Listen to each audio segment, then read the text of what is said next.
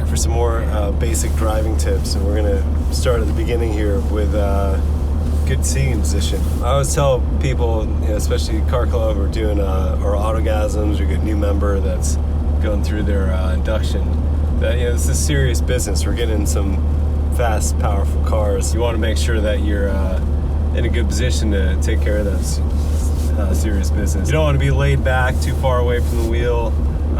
You want to get up where you have control and have access to the rest control, so you're prepared to move.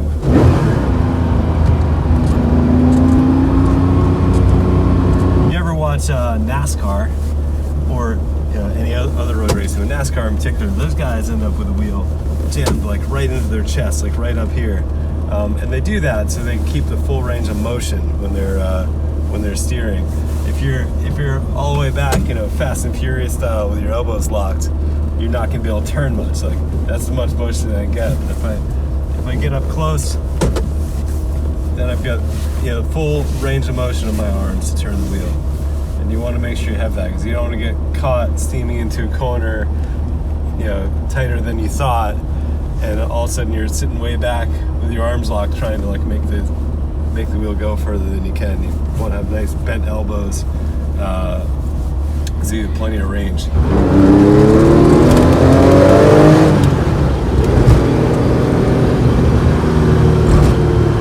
It's a little hard to get great seating position in this car. Older cars don't have as much movement, and this wheel is a bit forward, a bit large.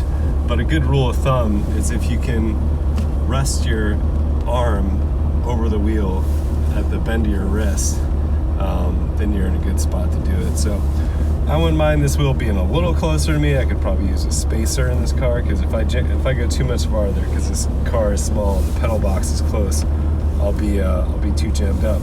Even where I am now, I get good range of motion in the wheel. That also gets you in a good position with the rest controls. My hands follow naturally where the shifter is. If you're all laid back trying to be cool like this, you don't have any control over anything. So you want to get up close and get it right.